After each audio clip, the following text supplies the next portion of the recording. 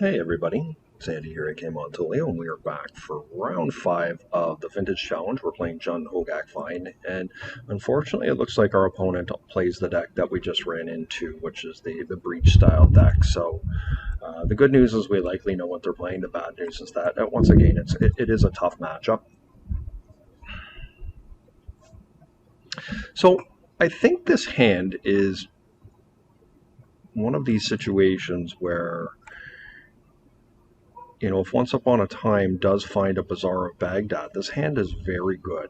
So I am going to keep it. This is a gamble, but I think that if we can find it, I think, you know, we have a chance here.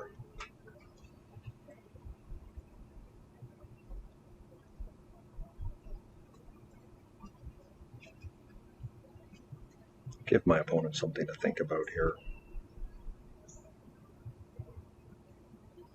Sphere of Resistance. Boy, we better find a Bazaar here.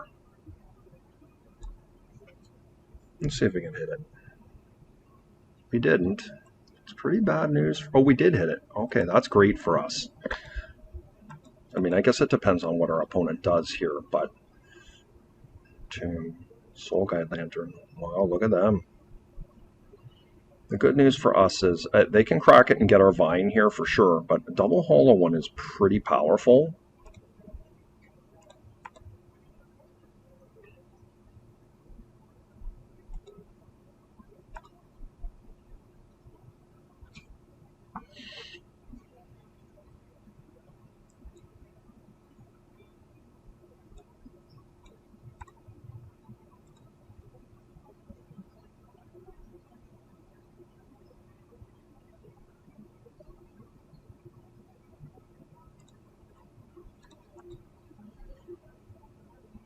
I maybe should have actually kept the Dryad Arbor, to be honest, or the Root Walla, and got rid of the other one because of the presence of Force of Vigor.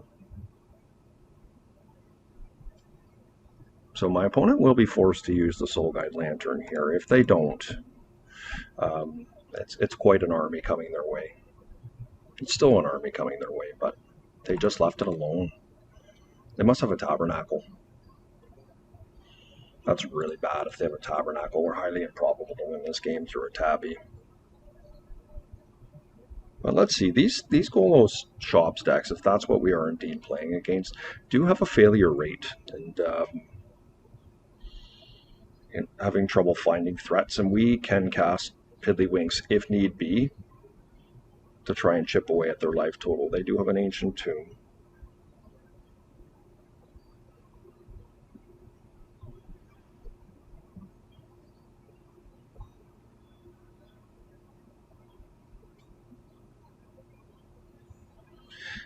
This is really interesting. I am perplexed by this line by my opponent.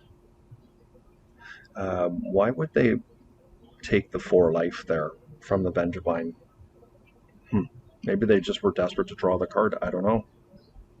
I mean, Golos is pretty bad on us, but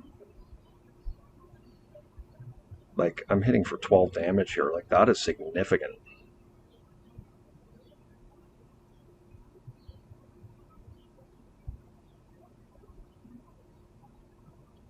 Okay. I'm going to see if I can find a Force of Vigor here.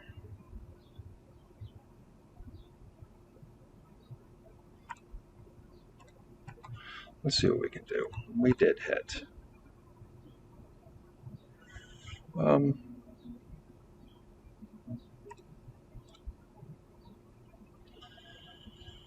No need to do that. So what do we want to do here? I think in the upkeep I take the Mana Vault and the Soul Ring.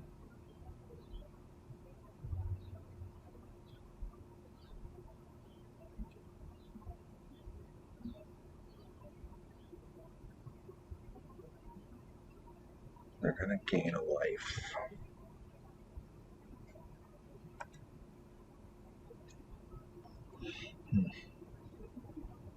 So they can use this. They would tap this and this, tap that. That would give them 3 mana. I mean, Golos is tough on me, but I think if they go and get a Golos here, Like, how big of a deal is that? Because I can just remove it, right?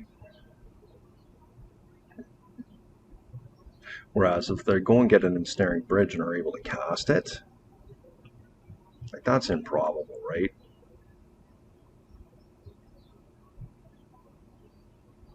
They can't use their ancient tomb. Yeah, I'm gonna be proactive here, guys. It's always a conundrum about how far you sit back and wait for them to take action versus taking action proactively to remove what their threat is. I don't think it really matters what I get here in a taiga.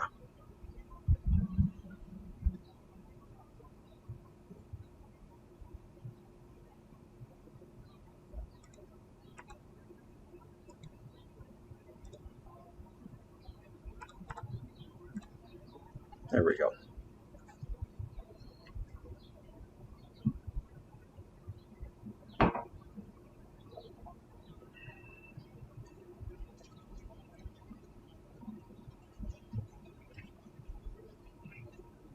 Mm-hmm.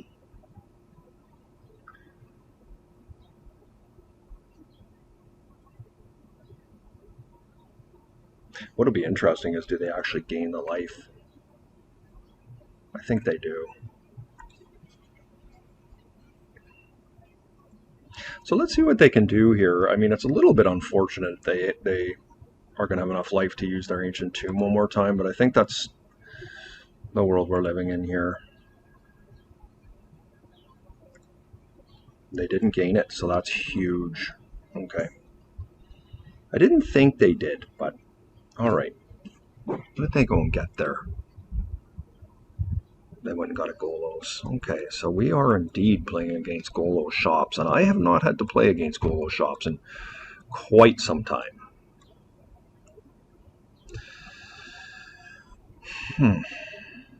All right. Well, Caracas is somewhat of a problem for Hogaak.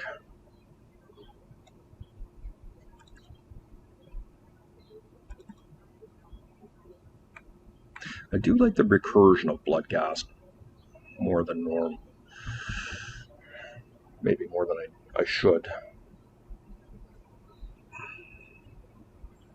But the ability to go and get Caracas and nuke this is pretty lame for me.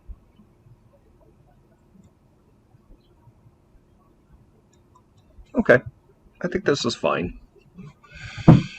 I mean, I would anticipate this to be a difficult match, but certainly beatable.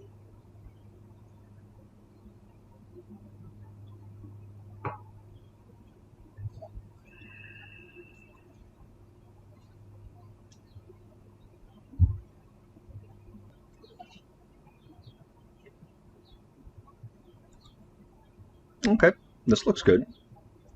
This looks good. That could change pretty quickly with a quick sphere, but I think that this is just where we want to be, right? It's hard if they find a needle on our Bazaar. That usually this deck is not that vulnerable to Bazaar being shut off, but this is a particular hand where Bazaar is are quite reliant on it, and our hand is going to be solid if it works, and if it doesn't, we could be in some trouble here early on. So let's see what our opponent's hand is comprised of. They did mulligan Phyrexian Revoker. Okay.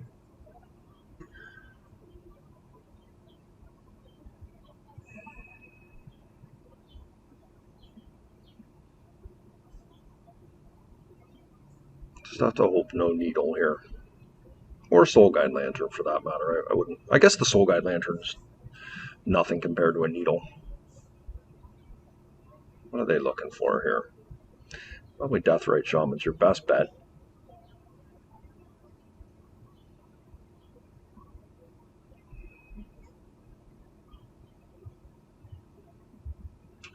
So I think off my Once Upon a Time, what I'm looking for would be a Wasteland or a Hollow one, presuming we don't get needled.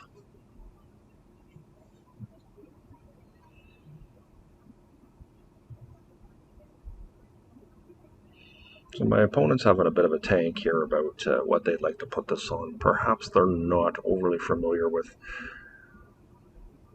the inner makings of HogaakVine, which is fair. This opponent does have some recent results on MTG Goldfish, but I didn't see a long list of vintage from them, and certainly don't have any recollection of playing them, so perhaps it is just inexperience around setting a revoker name, or maybe they're double queuing. I don't know. So they did arrive at the place that I thought they would.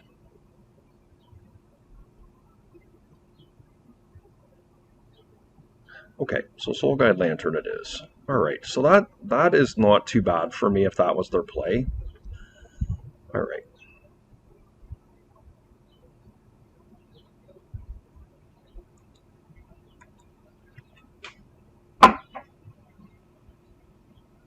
Let's see what we find. The question is if we find... We did not find a Wasteland, but we did find a hollow one.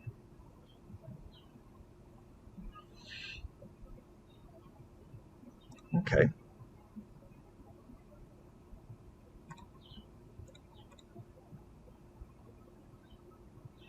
That was pretty good, guys.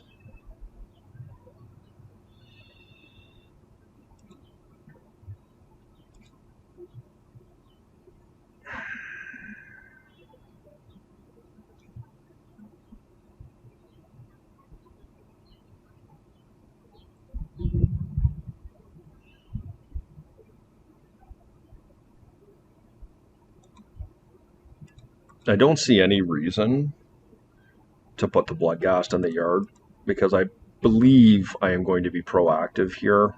Actually, I don't really care about their Phyrexian Revoker, to be honest with you. It just doesn't even matter to me at this point. Let's see what they do here.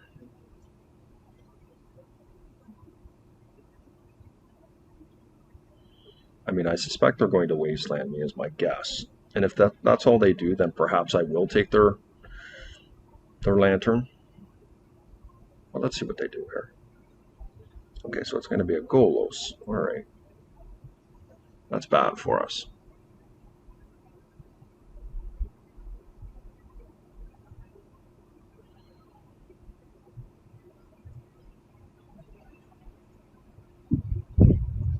Yeah. Alright, let's see what they get. I mean, Tabernacle wipes my board, which is pretty bad. But I did not get Wastelanded, so they did get a Tabby. Okay. Because what I could do here, I mean, they can pay for one of them. They can't pay for two.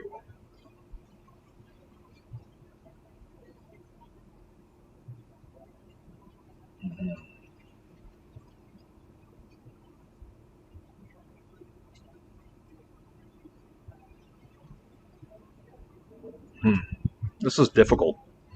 I feel like I get rid of the Golos and the Moxjet here.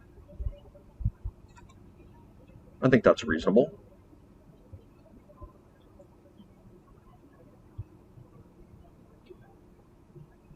They have one card in their hand, so...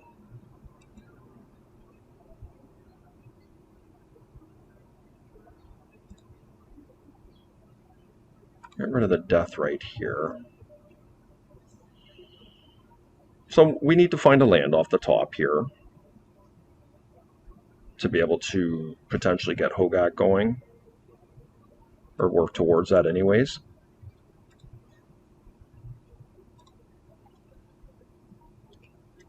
Ooh, that's a nice one.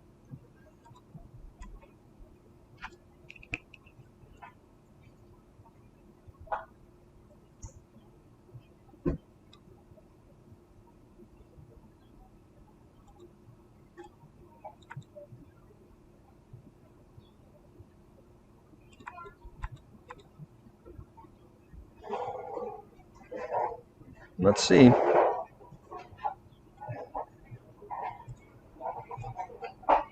Well, there's the Gak.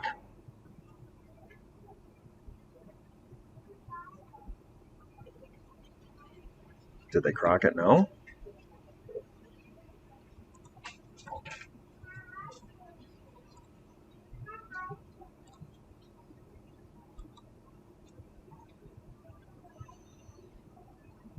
The fetch is nice here.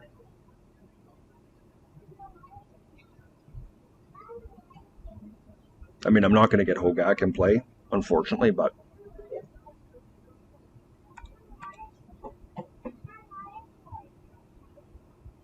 what do I want to get here?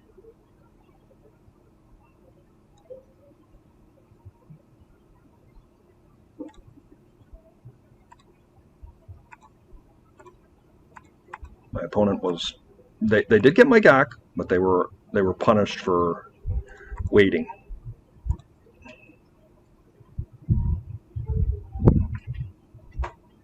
And unfortunately, I did lose 2 of my 3 Gaks there, but it's not the end all be all.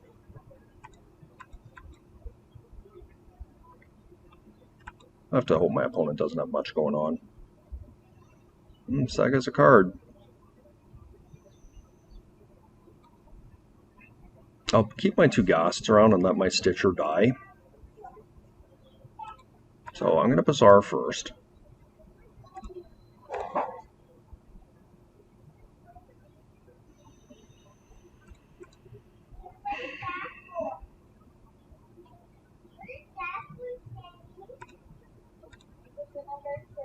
Okay, so we're in tough here, guys, but we're not dead. We will not pay for the Stitchers. See if that yields a Hogaak. We will be able to cast it if we find it. We did not. Let's see if we draw one. An Arbor. An Arbor is not overly helpful, to be honest with you, but I guess we crash in here.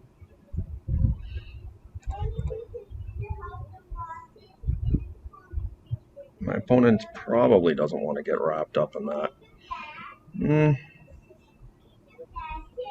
I don't think I need to cast that because I end up having to pay for it at the Tabernacle. I think my preference is to dig for a wasteland here, try and take their workshop, or their saga is going to be pretty bad for me too.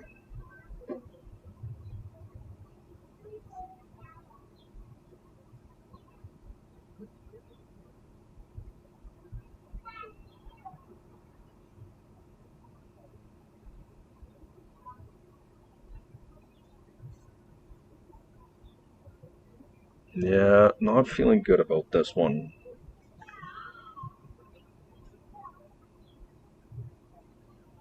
But if I can get some good chip damage in here, potentially could alpha strike them.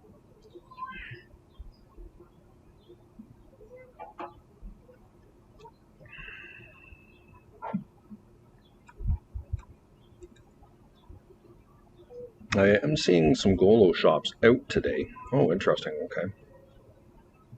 Well, it's not interesting. It's great for them because of the sagas, but they are going to have to pay for their tokens and stuff with the Tabernacle. But the damage could help me here. Okay. They went after my Bazaar. Okay, that makes sense, I guess.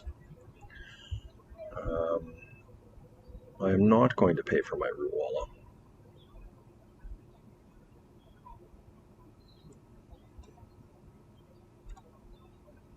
I'm going to pay for my Bloodghasts here.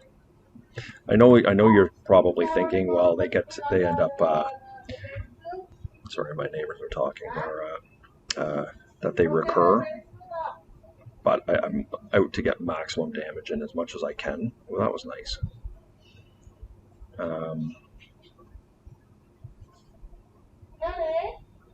All right, let's attack in here. All right, those are my neighbors there, guys. I do apologize. Okay, it's a 3/3. Okay. So they are going to have to pay for these. 1, 2. So they can't make a Saga Toga and do that. So,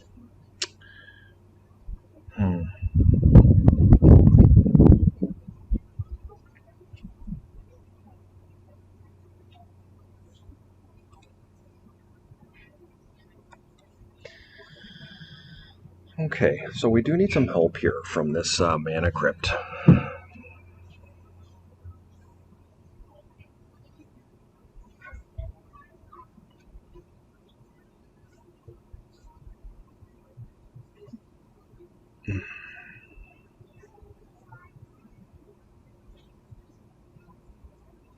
But I don't feel good about this at all.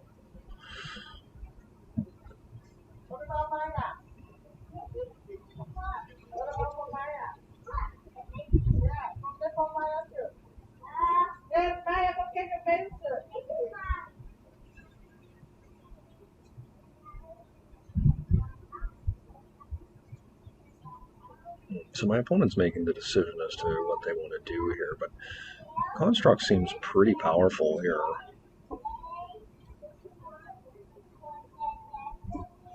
And they've just...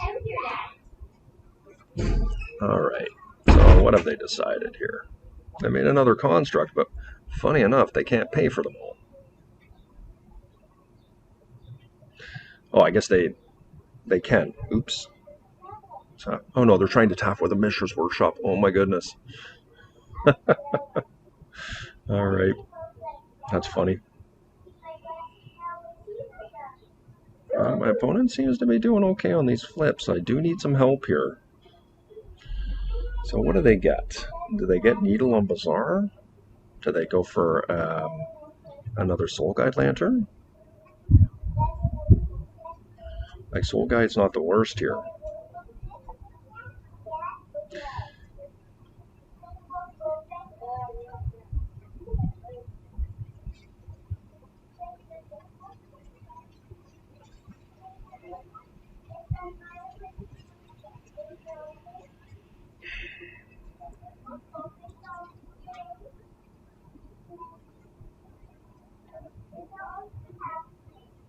No. My opponent's thinking about it. They went and got a Sol Ring, and that's a good pickup. Ooh. Yeah, I'm going to lose the Saga tokens here, unfortunately. An Alpine Moon would be a nice pickup for me. Okay.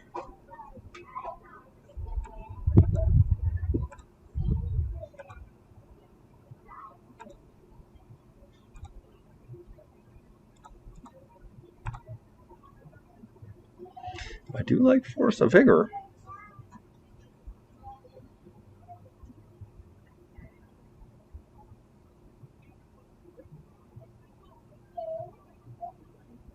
Maybe I just wait a turn. The problem, these constructs are getting out of control, though. That's the problem here. I might have not had the luxury of Force of Vigor, but Bazaring doesn't really do much for me here. But maybe that's just the world I'm into here. I think I'm taking a ton of damage on the backswing here, but I just really need to hope that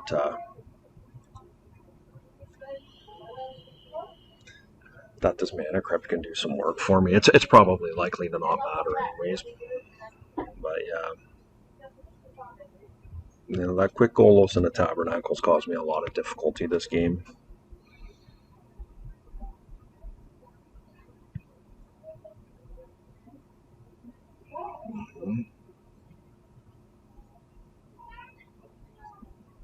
Okay, they did lose one there.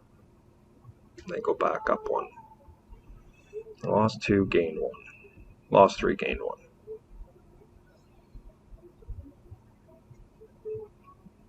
I mean, I do have some hope here. It's not completely over, but yeah, 3 ball is definitely going to ice me. Jeez. All right.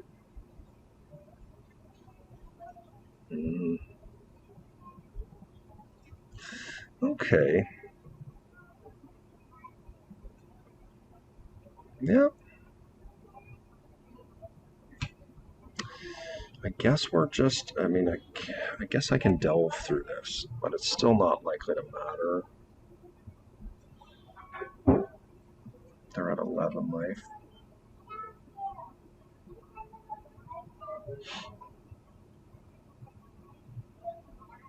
Is there anything I can do here? Like, I guess I'll Vine. cast root walls?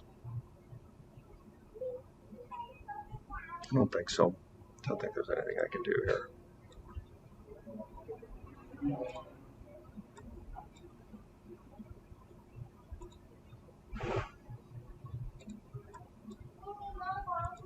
Yeah, I mean,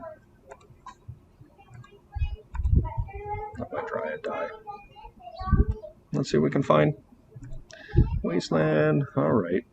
I don't think Wasteland's going to help me because I can't do anything. So that's bizarre. We need a Hogak.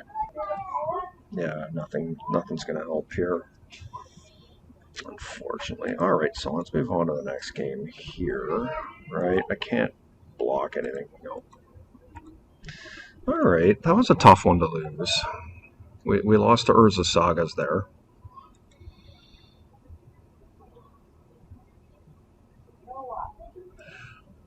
Chalice is a little more reasonable on the play than on the draw. These HogaakVine decks can create quite a bit.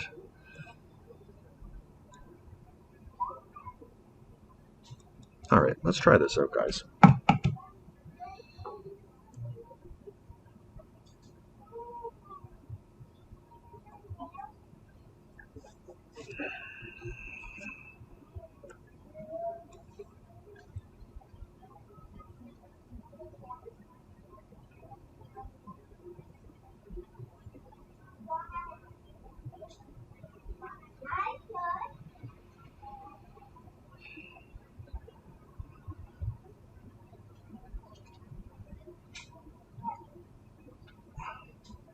Alright, guys. We would like to play first. How do we feel about this hand? It's not very good, is it? And Force Awakener, a bunch of Wastelands? Nah. We can do better. Okay. This is awkward, but I think I can work with it. Alright, turn one, hollow one.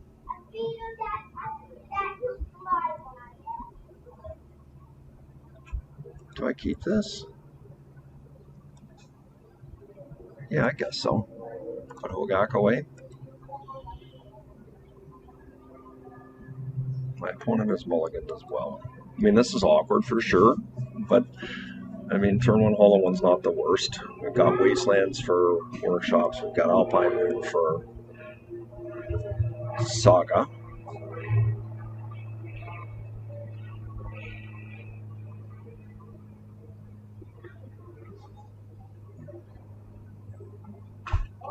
The question is, do I expose the Taiga or do I expose the Wasteland? Okay, my opponent kept it. I mean, this is a really risky hand that I'm keeping, but I didn't want to go to 5, and turn one, hollow one's still pretty good. Alright.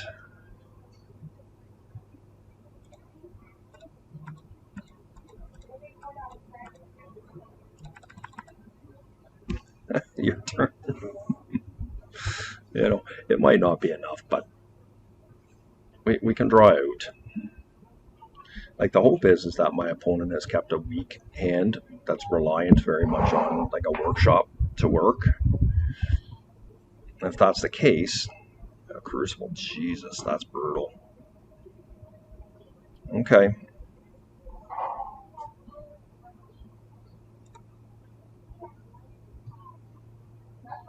I think I'm going to put the Alpine Moon on workshop to slow them down.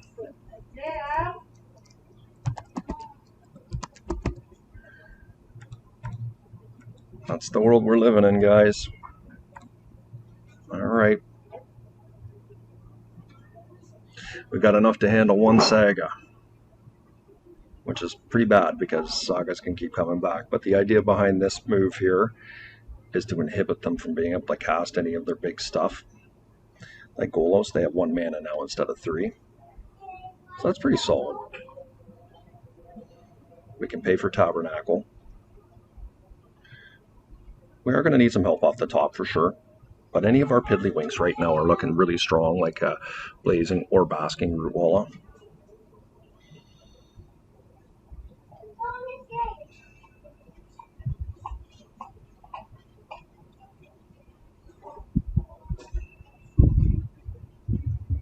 And as I mentioned, if my opponent did keep a weak hand based on that one workshop in their hand, Crucible, thinking they had Isa, they were not going to be put into a tough spot. Okay, Nettle Cyst is good.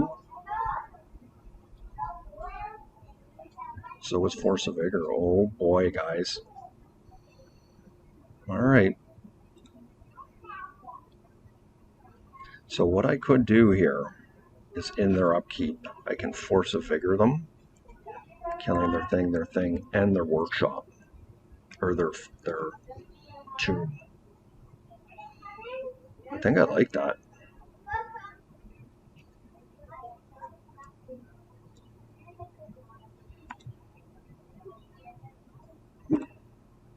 That was just a great draw.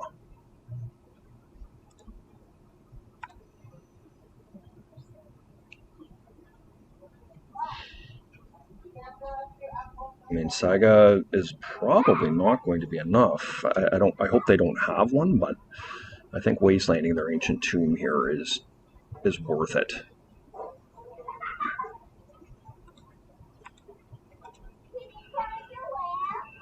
Just trying to temple them out here right now. Well, not right now. I'm trying to temple them out, period.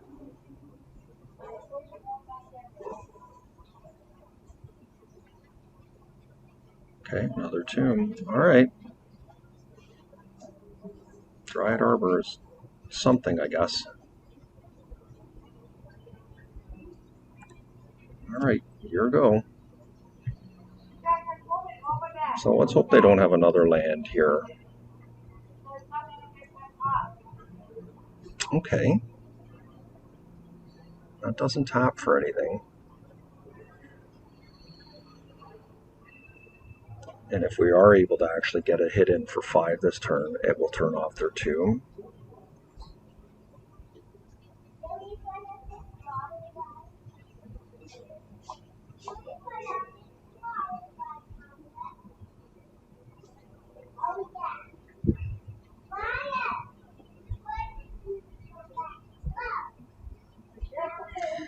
As it turns out, my neighbors that have 3 young children are out playing in the Mr. Turtle pool in the backyard. It's a gorgeous day here in Toronto. All right. And Bazaar. All right. Well, I think I am going to Bazaar here. Vengevine and 2 Root Walls. That doesn't work that way anyways, but let's get in. Okay, the tomb is off, so it's not going to be easy here. Hopefully that is enough to do it. So they've got 1 mana. Oh, that was a good one. Jeez. Okay. They have 4 mana now. That was excellent. Wow. I did not anticipate them being able to do that. So they will need to produce 2 threats here. Lodestone's a good one. But I do get through for a damage here.